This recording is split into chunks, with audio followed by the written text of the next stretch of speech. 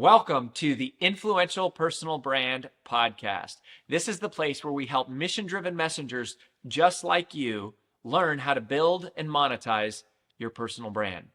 My name is Rory Vaden, and I'm the co-founder of Brand Builders Group, a Hall of Fame speaker, and New York Times best-selling author. And this show is to help experts learn how to become more wealthy and well-known. I know you're going to love it. Thanks for being here. Let's get started. One of the most inspiring days of my professional career was the day that I met Lee Pepper. I walked into a company called Foundations Recovery Network, and I walked into the war room, and they had all of these dashboards and reports up on the wall on TV screens in real time that were tracking how many leads were coming in, where were the leads coming from, what was the cost to acquire the leads, how are the pages converting, and they had everything broken down by traffic source. And they were spending hundreds of thousands of dollars on paid traffic, and they were also driving hundreds of thousands of leads over the course of years through organic, and it blew my mind. That was the day that I really became inspired to become a marketer.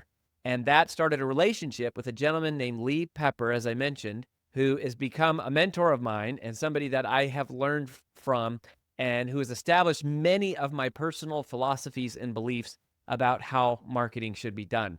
I'm so excited and honored today that you get to meet Lee. I've got him with me here in person in the studio.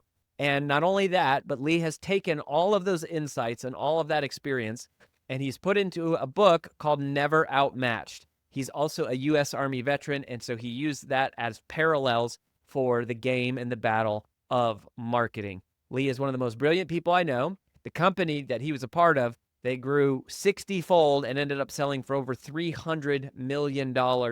And today he consults with lots of, especially admission centers in the healthcare space. But all of these principles apply, so you have to learn from him. Lee Pepper, welcome to the show. Thank you, Roy. I mean, that's an amazing introduction. I just need to clip that and have that as every intro. Yes, you can have the clip. We will give it to you. I want to just dive in right away and go, what is it about when I think of a CMO, I think of you. When I think of sophistication in marketing, I think when private equity buys companies, they bring in people like you, they understand how to spend $1 to get $1 back, and they operate with sophistication. In the world of personal brands and small businesses, they don't operate like that. But they're starting to.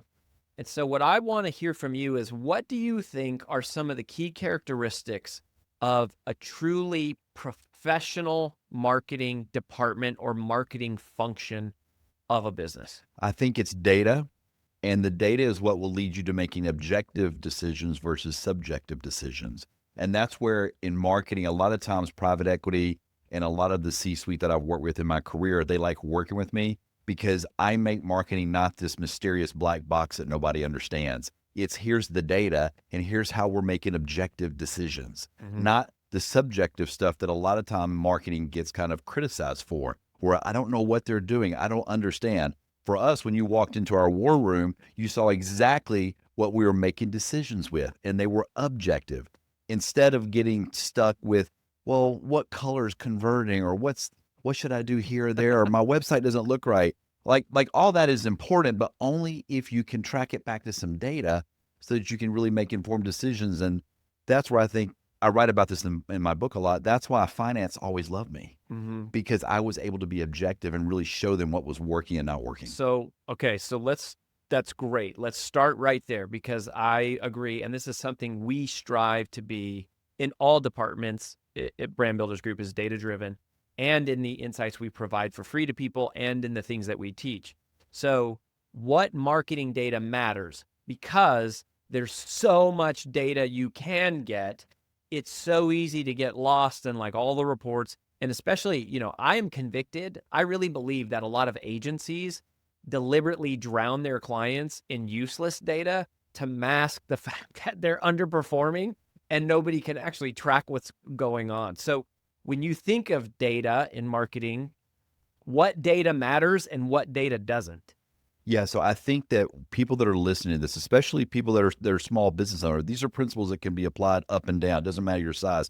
but you have to create your own KPIs. You have to tie this marketing data into objective business decisions. So for us, when I was at Foundations, it was the lead, which was translated into the phone call, the form, the live chat. That's all. That's the three things I cared Phone about. calls, The phone call, the live chat, or the form. the form being an The email web address. form, right, exactly. Okay, so it's interesting because even at our level now at Brand Builders Group, we're a healthy 8-figure business.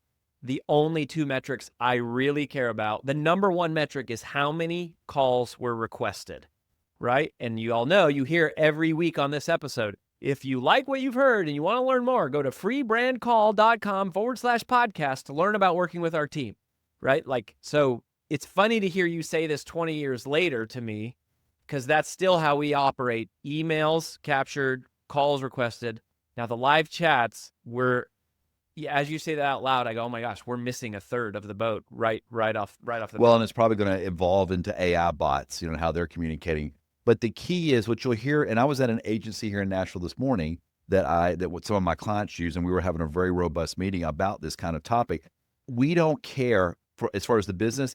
I don't care about impressions, views, subscribers. The agency, they can care about that because that's going to be critical in how they're delivering my lead, whether it's the phone call, the live chat, or the form. But if you've got an agency partner that's only delivering you 100 pages of impressions and views, and here's all the 50 pages of keywords, and they're not talking to you about really what drives your revenue, which for us was phone calls, then you have a misalignment. And what I will say with agencies, I don't think that they're necessarily trying to obfuscate, the data. I think they just don't know your business. And a lot of times that is the small business owner's problem. When you hire an agency, you can't just fire and forget. You have to make sure that they're integrated into your company. They understand they need to know your business as well as you do. Then they can start giving you this good data. But what happens is a lot of time agencies, they get the contract, and then, they just do monthly updates. They're not sitting with you. They're not meeting with your team. They don't really understand your business. And so what else are they supposed to do? And so, but your data Yes. point, and what matters. I think you bring up a really good point, because I think a lot of entrepreneurs want to just like hire someone and then like abdicate. They don't delegate, they abdicate. They're like, well, I paid this person. They're supposed to be solving that problem. And they do the same thing with their finances, which destroys them. Like, well, I hired a CFO, or I brought in this firm, and like where they're not doing their job. And it's like I heard a great quote this week that said, insource understanding, outsource execution. And I was like, I love this. Like it's like, I need to understand it, but I don't need to be the person doing it. And it seems like that's a little bit of what you're talking it's about. Absolutely. Here. I mean, this morning, our conversation, we were really doing a deep dive on SEO and where SEO is going with GEO and AEO. And it's one of these things where I don't necessarily want to be making the decision on behalf of my clients about specifically what we're doing there. I need to be educated, and I'll approve, what we're going to spend in the direction. Meaning like the tactic? Yes, but I need the agency, our partner, to go execute it. Like I can't, as an owner founder, you can't get in the weeds, but I own the strategy. Mm-hmm. And I think that that's a critical piece, because a lot of times, especially smaller businesses, we want to jump around from tactic to tactic. And that's a lot different than strategy. And so that's where, if you have the right agency partner, they can go and they can execute. If you give them your commander's intent, like in the mission, they can go and execute it. But a lot of times we just say, well, I hired them, they're supposed to go figure it out. Well, it's not quite that way. Yeah. So Brand Builders Group, we decidedly started out and have positioned as a personal brand strategy firm. And people do get stuck in the tactics. How do you define strategy? Like, what's the delineation in your head of like what counts as strategy, and why you're saying that's more important? Why is that more important than tactics? Because a lot of people go, no, just tell me what to do so that I can just like do the tactic.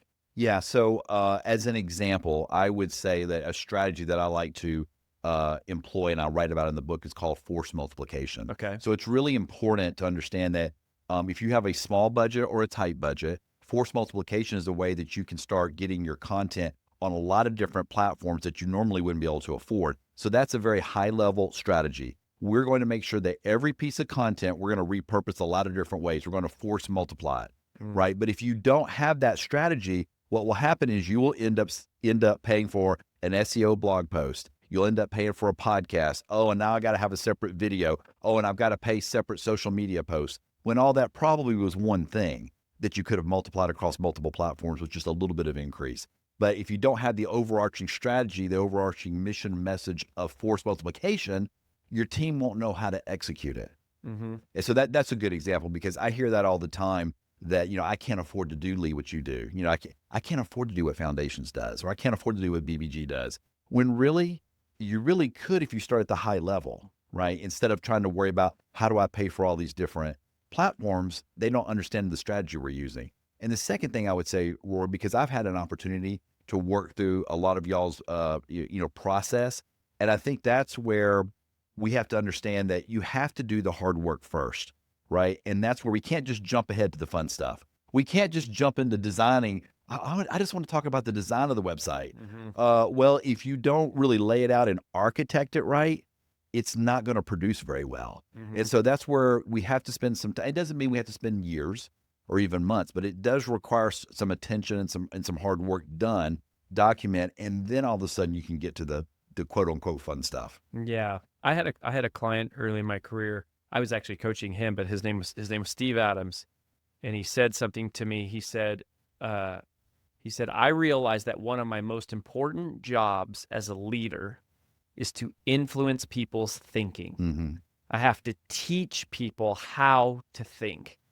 And when I think of strategy, and I think of I don't know that you've ever taught me a tactic, but when I think about strategy, I go, I've learned so much about marketing strategy and how to think about this whole equation. So I want to talk about how should someone think about marketing as a function. And I think here's how I think about it. And so I want you to kind of give me feedback on this, or how would you modify this? Is I go, what I really need to do is I need to know the cost I need to know the cost of traffic. What does it cost to get somebody to a page or a video or a download? And then I need to know how fast can I get them from that kind of free piece of content to become a lead. And then I need to know what percentage of those leads convert to a sale. And then I need to know what's the lifetime value of that customer. And then I need to make sure that the lifetime value of the customer is basically greater than the cost of driving the necessary amount of leads. And then I'm just building dashboards. I'm measuring that entire pipeline. And then I'm just ratcheting up the traffic and making sure those ratios stay the same. And there's always more money coming out the back end than what's going in the front. And it's like, well, yeah, I can't afford $1 million on ads, until you go, I can't afford $1 million on ads if $2 million's coming out the back. Is that how you think of it? Yeah, I heard early in my career, Rory, from a private equity person, they said, Lee, how you could really help us is if you can nail the vending machine. And I said, what do you mean by vending machine? He said, we need to know that when we're going to put 50 cents in, we need to know we're going to get that Snickers bar, and we need to know all the cost of that Snickers bar so we can price it correctly. And so I've always kind of had that in my mind. And I think that a lot of times we get stuck with. That's so good. That one metaphor can change the way that you think about marketing. Absolutely. A lot of times we do not gather all of the total cost, right, for what our marketing is generating. And so the example is like in behavioral health. Here's a classic example. We will say, well, what do we spend on Google Ads this month, right? And so we'll look at this return on ad spend, just one number, and we'll go, oh, wow, and we'll calculate the revenue, and we'll go, wow, we're doing great. But we didn't take into account maybe internal staff support. We didn't take into account the admissions center who's actually converting those leads. And so when you start to then total that in, maybe your number doesn't look as good. Because if you don't get the entire cost right, you're going to be making poor decisions. And I think that's because you're looking at the incomplete data, basically. Yeah. And you've got an agency or a marketing team that's thinking they're doing really good work. Wow, we're really hitting our numbers for spend, but maybe they don't really understand the total cost. And so you have to really take the time and have the right kind of team that wants every potential cost going into your number because you can optimize. That's the great thing about marketing. Like, give us the total, we'll work to optimize it. We can do all sorts of testing, we can try different platforms, but if we don't know our total expenses, you're going to make poor decisions. So you want to know what the total expenses are to secure one client, basically? Yes, Is that absolutely. what you're driving at? CAC, customer acquisition cost? Yeah. And, even when I was at Foundations, I mean, we had, even the finance team had all sorts of interesting numbers. Like, they wanted to know ratios of like number of employees, right, to revenue. They wanted to know number of employees to patient nights. Like, they had all these different metrics, which, again, I wouldn't say they were industry specific, but they were specific to our accounting team. Like, they wanted to kind of know how we were doing. And that's why I challenge marketing teams. Don't just take the status quo. Just don't take what is available in Google AdWords, right, as an example. Create your own metrics. Like, you're going to see different things that are important to you, and they're valid. When I'm tracking data, like a lot of my clients, I set them up on 50 different data points that we track. And one of the critical things is the percent of admits by channel. Because what I need to understand is I might be, as an example, internet might be driving, say, 50% of my phone calls, but maybe only 10% of my admissions. Yep. Why is that? Everyone looks at the cost per lead, but they don't go, well, that channel has a low cost per lead, and none of those leads ever convert to a sale. Absolutely. And when you start dividing it up that way, what I'm trying to get to is I want to have consistency. If I'm going to generate that many phone calls, then why can't I generate the same percentage of leads and then admits?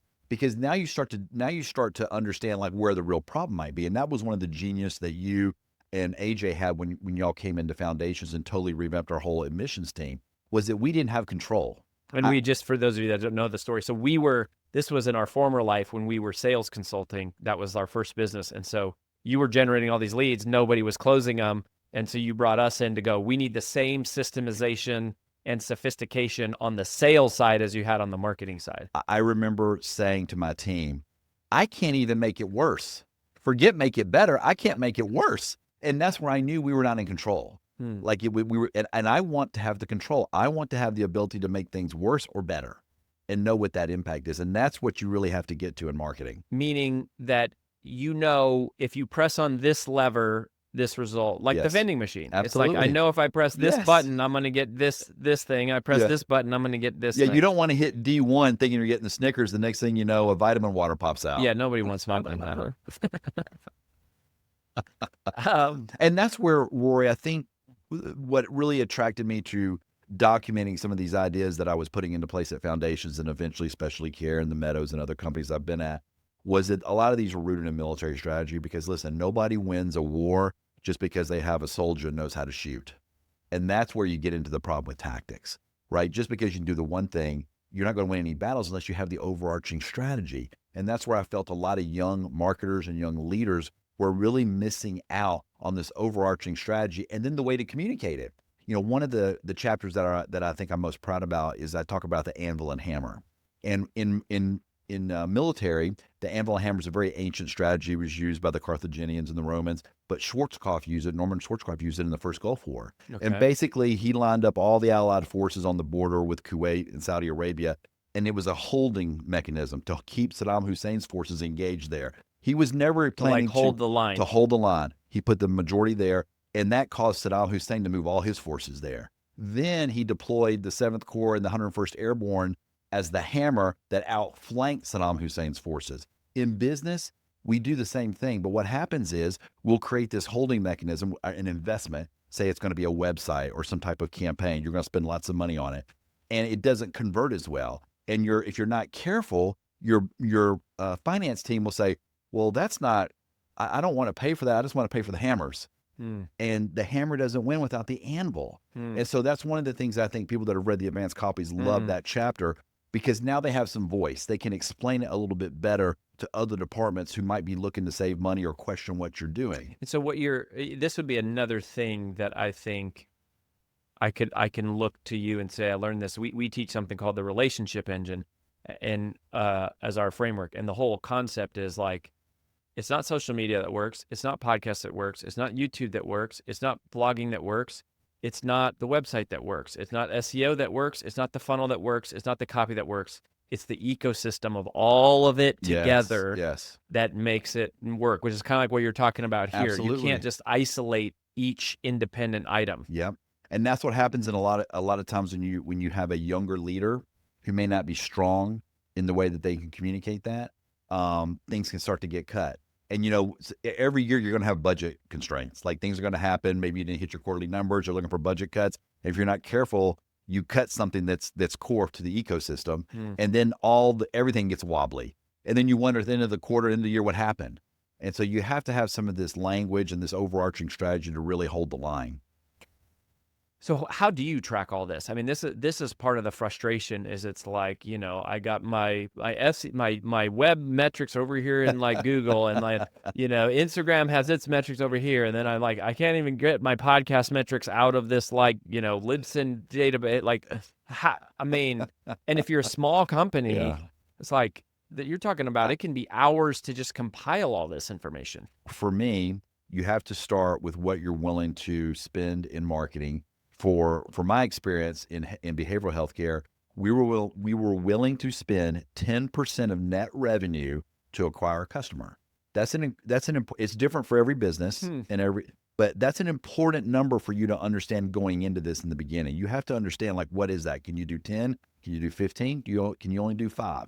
You have to pick that number, because if you'll have that overarching number, now your different channels that make up that number, they can oscillate. You might be willing to spend more on paid search like we were. We were willing to spend more on paid search because it was an auction. We would only use it in times of growth or in times of low census.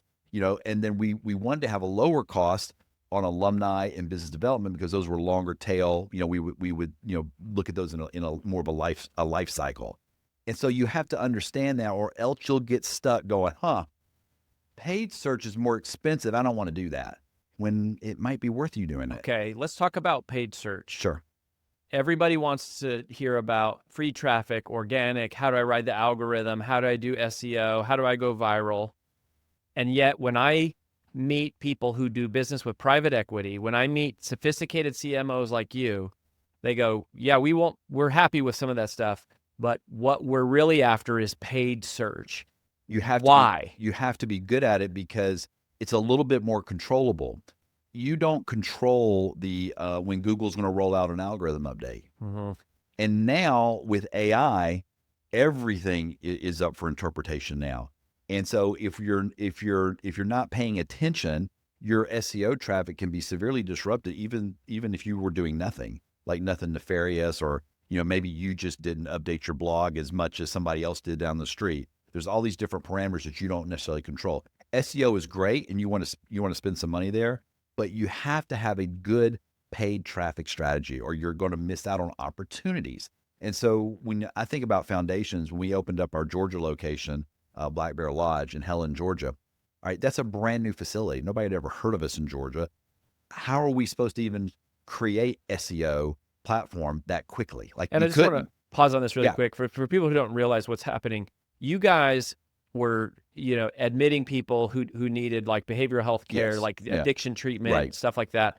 And so that might be different than what a lot of people do here. But the point is, it was ads that led to free calls, and then you would sell on a phone call a $30,000, $50,000. Yeah, both. I mean, it depended on if they had commercial insurance and depending on what program they wanted to go to. But it could go up to $70,000. $70,000, right? So you're running ads to do something, to get someone to request a call, to be on the phone with a salesperson, sell $50,000, $70,000. The mechanics here, I would argue, are the same for all of it. We have this exact same thing inside of Brand Builders Group. Here's the way that I always approach it. I'm not creating traffic, I'm capturing traffic. And so there's a demand for your service or your product. I mean, and you can argue about what the size of the demand is, right? You've created a business, so assume that you've got a decent demand. But your challenge is to capture it. And that's why you have to have a multi-platform process to go after that. You're going to have some of that you're going to get on SEO, but you also are going to have the opportunity to grab some of that search traffic with paid. And so you need to at least be experimenting and figuring out what your costs are, because once you figure out that vending machine, then it's just a question of how many nickels do you want to put in. That shouldn't be a barrier. and that's where I think people get kind of upset there. And maybe people are worried that, well, how am I going to compete if do I have to spend $100,000 on a test? And no, you don't. I mean, the test can be very small. You can test with hundreds of dollars to really kind of dial in on what your ad is going to be. And then I always challenge people with paid search. You need to understand, like, what are your long tail? I don't really need to have thousands of people coming in. I'm trying to find that one or two, right? And so I think sometimes that's where we get a little bit with agencies get upside down. It's like, and I would imagine probably for a lot of your listeners, especially ones that are doing coaching, business, like you couldn't answer 1,000 phone calls in a month. Right. Yeah. Why do you But need the you could maybe talk to maybe 100 and maybe more qualified. So what do we need to know about paid traffic to make sure we don't go bankrupt, like just dumping money into the machine? Like, how do we do paid traffic without going broke? Because that's the other scary part about it is, like, you can spend money on paid, I mean, faster than you can lose it in Vegas. Like, it just and then it just like disappears. The Vegas analogy is pretty good, Rory. How many people go to Vegas and they really haven't studied, right? How many people haven't really studied blackjack? They go out there and go, oh, I'm just going to go and I'll just have some fun. And those are the ones that always lose completely, right? But then you also have the people that really dig in, right? And I'm not talking about counting cards, but they really have read maybe a couple of books on it. They've studied. They understand, like, when to split and when to double down, and the other people at the table aren't yelling at them. You want to be that kind of person. Like, so the answer to that is that if you're going to do, and really it's not even just paid search, it's also everything that's going on with AI and with all the social platforms. It does take some time to study, but it doesn't take months. You don't need to have a PhD in this, right? But it does take some focus, and that's the challenge. If you're a small business owner and you know yourself, and you're like, I'm not going to be that kind of person that can really sit. You need to find that person. And that's where I love working with millennials. And I write about this in my book. So many people, they don't know how to work with millennials, but I have always found that if you will give your commander's intent, good military term, don't micromanage them, let the millennial go, and they'll do amazing things for you. And so I think that's the key, is that with paid search, you cannot just dabble, just like in gambling. You cannot just dabble. And I heard you say test. Yes. So basically you test small and then ratchet, and then test small. Ratchet, look at the data, Yep. Make a hypothesis, ratchet up. Agencies always, when I've got one of my clients or working with a new agency, they always get frustrated because, a lot of times agencies will price a percentage of your ad spend. Some of them still do that. And so they want to get the biggest ad spend you can. Whereas I'm like, okay, we'll get there in a few months, but we have to test small. And I don't want to test on 100 keywords. I want to test on 10. Here are 10 words, because again, I know my business. Your listeners know their business, right? So you need to make sure it's very narrow and finite, because now you can actually have something that's measurable. And here's the thing, you're going to run it for a week, right? And then you're going to see what those 10 words did. Maybe you're running, graphics, maybe you're running video, but you really do need to test and understand and document what's working and what's not working. And then you move on to the next test. And pretty soon, after you iterate a couple of times, now you're going to understand, oh, this is worth now moving into, maybe we tested with $500. Okay, now this month we're going to bump it up to $1,000. And you have to see the return. I mean, I don't want to be crass or anything, but it's like, it's like a lot of things in life we do. Very rarely do we just go run out and just dump a bunch of money and time into something. I mean, most of the time we're kind of dipping our toe, we're kind of testing, and it's no different, I think, in marketing. Okay. How is AI changing this? Where, how, there was a playbook that you ran successfly. I mean, you guys sold the company, then you sold it again. Yes. Hundreds of millions of dollars. And I think they sold it again, maybe one more time, either shortly after you left. But like, what parts of the old playbook of sophisticated marketing work, and which ones are not going to an AI Yeah. world? So in the AI world, and for your listeners, so you've kind of got two sides of the AI coin. You've got the tools that we're all kind of hearing about. ChatGPT, help me write a business plan, right? Or help me write, interview questions. That's a tool. But the other side of that coin is AI that can now ingest all of these different platforms that you couldn't with just typical search. So back a few years ago, it was really predicated on the content on your website, the inbound and outbound links to your website. That's what Google was crawling. But now, not only are we crawling the website, but now you can ingest every podcast ever produced is being ingested. And guess what? We're getting the signal. And that's going to be, I think, to the benefit of a lot of people, is that now we understand, like, when somebody's listening to this podcast, we're going to know when they liked it, when they commented, did they play the whole thing or not play the whole thing? This is all going into the algorithm of the AI engine, because they can ingest it. Whereas before, we didn't have the supercomputing power, right, to bring all of these signals in. And that's where you have to have, as an example, the force multiplication strategy. You cannot afford not to be doing, as an example, YouTube videos. You just can't, your website, you're not going to rank. Yeah, one of the things that just came out recently was that Instagram announced that all Instagram content is now indexable and searchable, which I was pumped about, because I'm like, oh, I've got thousands of posts that are written with keywords, and not just the captions, but the actual videos themselves. And the engagement. I mean, if you think about it, I'm going to use this word democratization. I think this is a benefit to most small businesses, because how do you compete with the large brands? Okay, well, you might have a really engaged local audience that's going to compete now, right? Whereas before, if you were just talking about how big is your website, like how do you compete? You don't have the budget they do. But now with the AI, it can really get hyper local. It can get very specific, and it's looking for the signal. So if you are engaged, even if it's on a smaller scale, you might have superior engagement. And I think that's you just where, mean relative to the size of your audience. Yeah. I think I'm really excited for a lot of the small, hyper local businesses that I work with.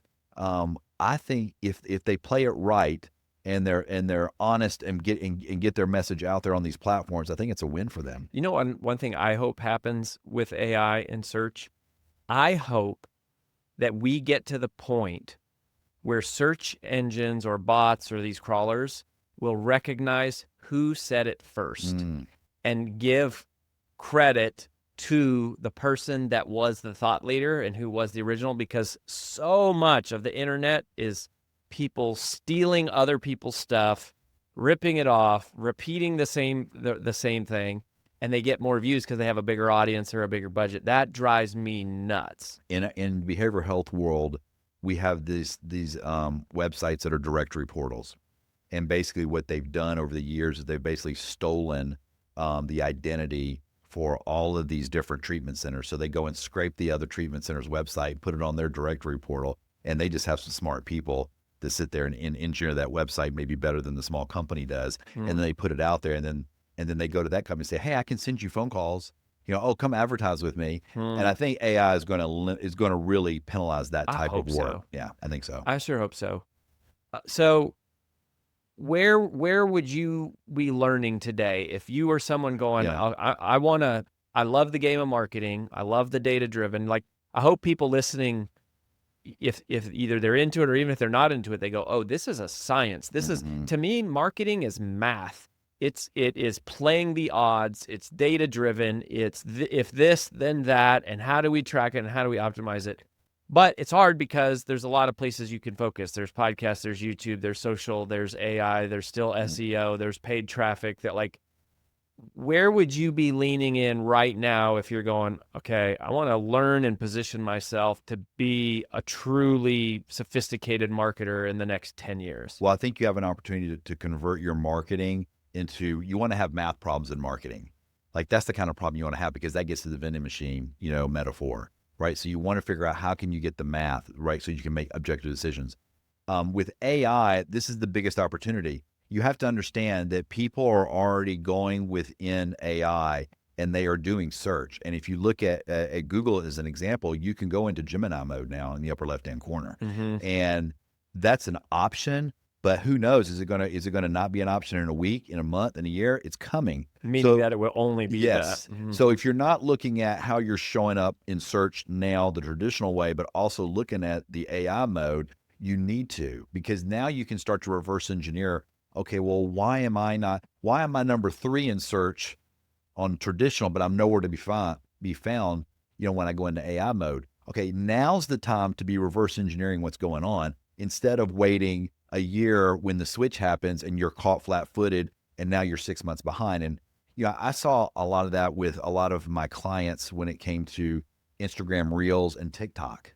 If you weren't already looking and understanding and experimenting in that 2 years ago, you're just 2 years behind now. And so this is a real opportunity. It doesn't mean you spend a ton of hard dollars, but you can go and start to figure these things out and start studying it. And if you're not the person, if you know yourself and you say, well, I'm not that detailed person, go find somebody in your team that is. So you probably have a young millennial that is just itching to go and dig into that.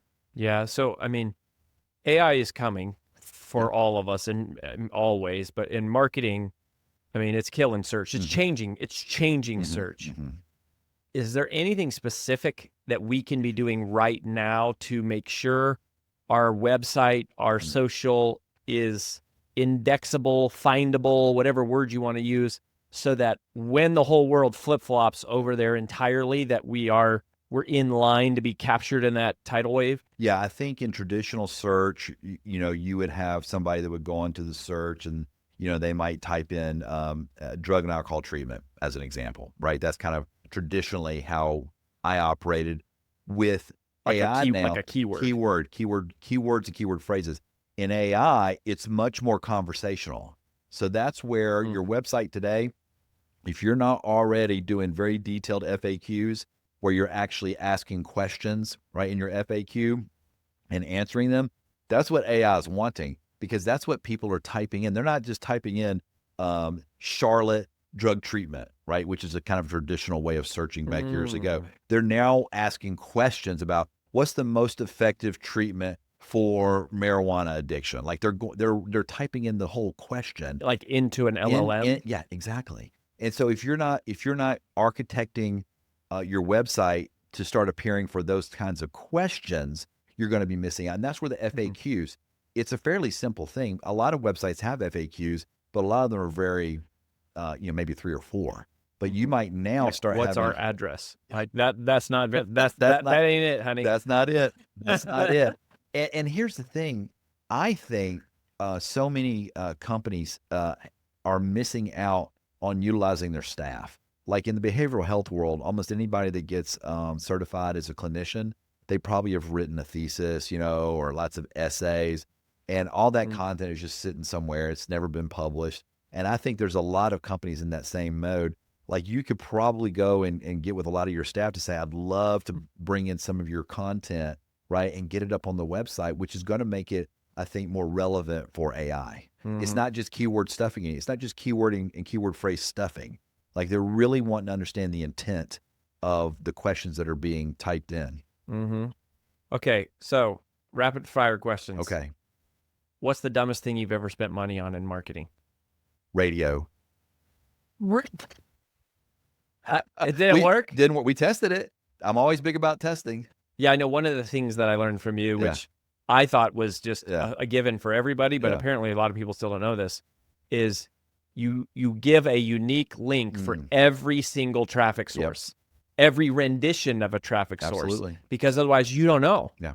Like we did a podcast thing on like these big fancy podcasts. It's funny you say radio, because a bunch of our leads come from podcasts, but they come from me being interviewed on the show.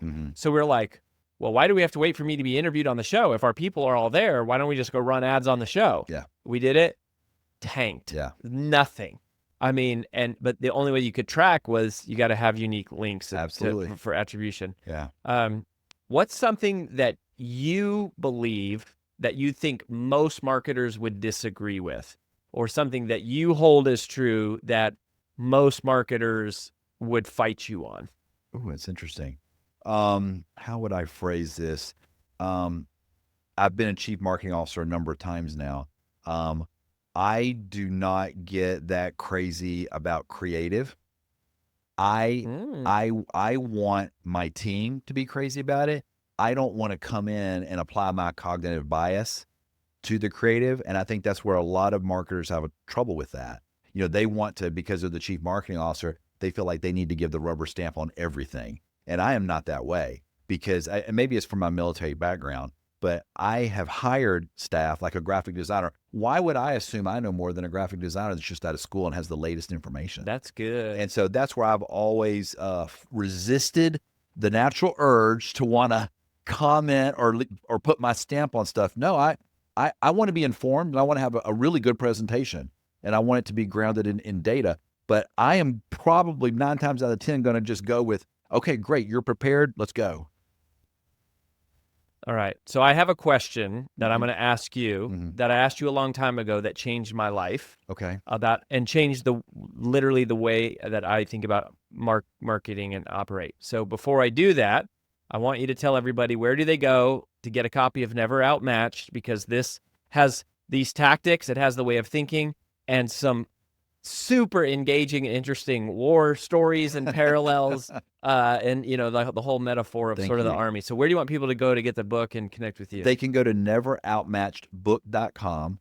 And, but if you order it during the pre-sale, I have some amazing giveaways where people can get access to a mastermind class that I host every other week. They can also get access to an admissions training course that I developed a few years ago. And so I think there's I've tried to position it where they can really get their money's worth, because here's the thing. One person buying this book, great. But I want somebody to get this book and be so inspired that they want to give it right to that young leader, that young marketer, because I think that there's a lot of green pasture for me to run in here, because less than 1% of the American population will serve in the military. And I don't say that as a judgment on our society. That's just where we are in an all-volunteer army. That means 99% of people, Rory, have never heard some of these concepts, which are kind of just native to me because I kind of grew up that way. I grew up in a military family, and then, enlisted when I was 19. So this is all kind of part of who I am. And I think there's some really interesting stories that are very accessible. I mean, this is not just a war history book. I mean, I talk about Admiral Grace Hopper and Joan of Arc. There's a great story in here about Queen Rani from India and how she was one of the first independent figures that most people in Western society don't know about. And I've translated their strategies into these mental models you can use in marketing. So when you go into your next C-suite meeting or executive meeting and you start quoting Patton, and everybody like, oh my God, we just they're in agreement, you can thank me then. That's so good. That's so good.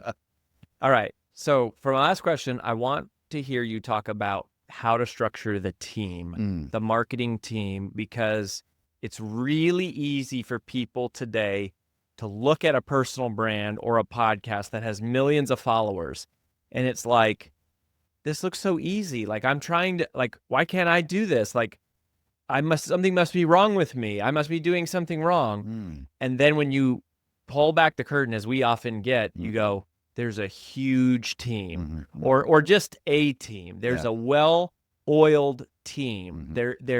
It looks easy on the surface, but behind the scenes, there's a team. When you think about building your marketing team, who needs to be on the team? How many people is it? Who are you insourcing? What are the skills? How are you budgeting for it? Like, talk to me about what is the strategy for building the team to support my personal brand or my small business? Yeah, I think, and I hope I give the same answer I gave to you years ago, but I think one of the big things when you're hiring somebody and starting to build your team is that you need to make sure the people you're hiring, that they are able to be cross-bred into other disciplines, if you will. So as an example, the videographer that you might hire today, so are they going to be old school and just want to be behind the camera? Or are they the type that say, I want to go get my drone pilot license because I want to learn how to fly a drone and do video from the sky? Oh, and also I can't wait to experiment with some of these AI tools. Like, you need that's part of having the right people, right? Because the technology and the platforms are changing. You cannot get stuck with somebody who is not willing to pivot, right, and bring on new things. So I think that's super critical. And that applies really to kind of some of the key positions that I had when I was building up the internal team. And when I started at Foundations, it was just me, Sean Manis, I think John Randolph, and Sherry Carter. And you know a couple of those folks, but there was just 3 or 4 of us. And when we exited, in 2015, when we sold the business, we had 30 people. A lot of people, they think about the 30. They don't think about that. No, we built it slowly over time, and we did it all within budget, all within that 10% of net revenue. And what was fascinating was that marketing was seen not as an expense, not as a tax, which a lot of businesses look at it. And if you look at marketing as a tax, that means you want to pay as little as possible. That's not good. But we really saw marketing as the revenue engine, right? So I never got denied hiring somebody because they knew that next hire was going to be X factor, right, into our revenue. So that's how we went from 1 videographer to 3. That's how we went from 1 copywriter, to 6. That's how we went from 1 social media to 2. I mean, and you do it slowly, you prove it, you're doing it all within your budget, and all of a sudden you create that vending machine. And who's going to say no to more revenue? Yeah. They're not. Yeah. I think this was transformational for me for how I viewed marketing. Was the first thing was when I walked in and I saw the dashboards on the TVs and going, oh my gosh, this is a math game. This is a science. Yes. The second thing was, and this, I almost feel embarrassed to say this, but I think a lot of people don't realize this. When you're doing marketing, you need people to write words. That is a very different person than someone who makes colorful, pretty things, which is a designer. That's very different from a person who edits video and can tell a story and like put something together. That's very different from somebody who develops a website and codes. And it's almost like we think of it like, I just need to hire a great marketing assistant. And you're like, why can't I find the right marketing person? Or why can't I find the right time. And even agencies often, they have one good skill set, but they don't like do all of those things.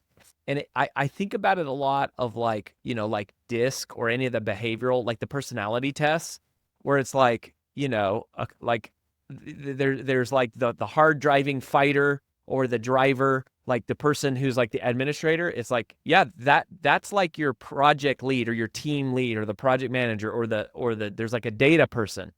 Then there's like the nerd, the logical detective. That's like the coder, the website person, the person who's sitting there typing code.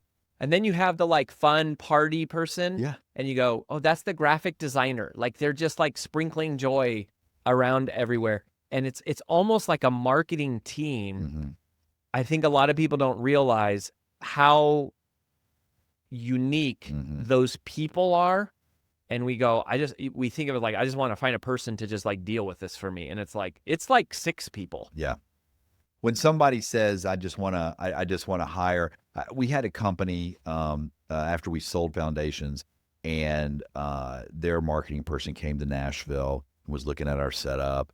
And he said to me, he came over to the house for dinner, and he said, yeah, I'm not really interested in doing what you've done here. I just want a throat to choke. Just wants to I was blame like, somebody. wow, no wonder y'all are struggling.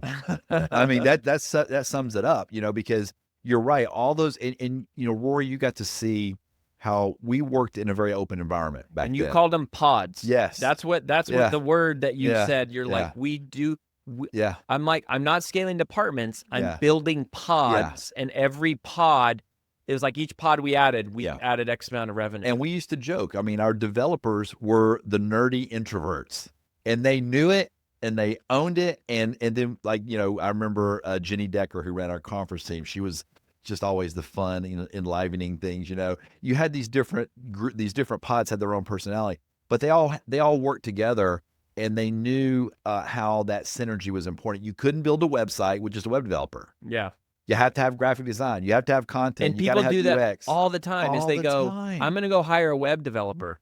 That's the last stage. Right. And then they're like, oh, okay, well, and then they're like, okay, well, we should get some pictures. It's like, okay, well, let's go shoot some pictures. It's like, okay, well, has anyone thought about the words we should put on? Okay, let's get a writer. And then it's like, okay, well, who are we writing for? And what are we trying to sell? And then it's like they go to strategy. Yeah. It's like they go literally in the wrong order. Yes. And again, I think it's because, again, that becomes very tactical instead of let's start with a strategy. And I think that's where, and I think people are afraid, Rory, to document. And I know that was something that helped us sell our company. The companies I've been involved with was because we had amazing documentation. They could actually read our marketing plan, which at that time, I think it was over 100 pages, right? And we didn't write it all day one. It was a living document that we added to every month, right? And the same thing with technology. We had a very detailed technology plan. And I think that's where that came out of, because being a former CIO and working for Ross Perot, we were everything had to be very well documented because we worked a lot with banking and healthcare. And so the same thing, if your marketing team is not willing to document what they're doing and it can be readable or in a presentation, you have a problem, right? Because it should be accessible, right? Because you want to have things that when somebody leaves to go and pursue other opportunities or greener pastures, like that knowledge just doesn't go away. And like you wonder, oh, what happened to all that testing we did last year? Well, I don't know what happened to it. Like, you don't want to lose that. Like it's valuable. And I think that was one of the things that helped us. A lot of people say that when we sold Foundations, what we really sold was the marketing engine, because it was a revenue. It was so much revenue generating. Yeah. Thank you for this, because I think you make what you talk about in Never Outmatched and the things you're talking about today, it makes marketing about data, documentation, and I would say predictability.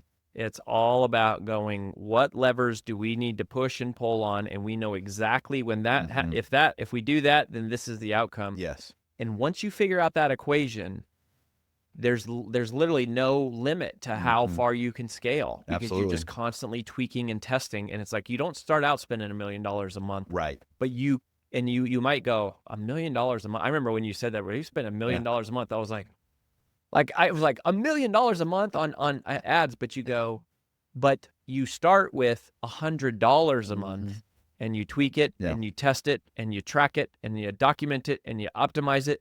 And then you tweak it, and then it's like that 100 becomes 500, and that becomes 1,000, and 10,000, and 30, and then it's $1 million a month. And you go, of course nobody can compete with us. Yeah. We're buying all the traffic. Yes. We're buying all the prospects. And I think it really demystifies marketing for everybody, Lee. Rory, the 2006, when I had left Perot and gone to work for Pass Long, a digital music company that was starting up here in Nashville, you know what our daily paid search budget was back then? $25. Nice. And we were like, oh, let's don't break the bank, And it's just funny how when you mentioned the $1 million, I mean, we got to a point where we were spending $1 million a month. And how do you go from $25 to $1 million? I mean, you do it over time, and you get the expertise. You're not guessing, right? You're not just going, let's throw $1 million and see what happens. Absolutely, absolutely. Awesome. Well, go get the book. Okay. Never Outmatched is the book. Follow my friend Lee Pepper. He is a sage, piece of wisdom and advice on all of these things. So make sure you follow him and check him out. We'll put links to all that in the show notes. If you haven't requested a call with our team, this is the level of sophistication that we want to take you to with your personal brand. We want you to know that your message is not going to get out in the world unless you push it there. And in order to push it there, you got to have systems and strategies and science. It's not luck and viral and algorithms. So that's what we teach you how to do. So go to freebrandcall.com/podcast to talk to our team. We will help you set the foundation to build a personal brand that changes the world. Until next time, follow us here, come back, and we'll see you on the next episode.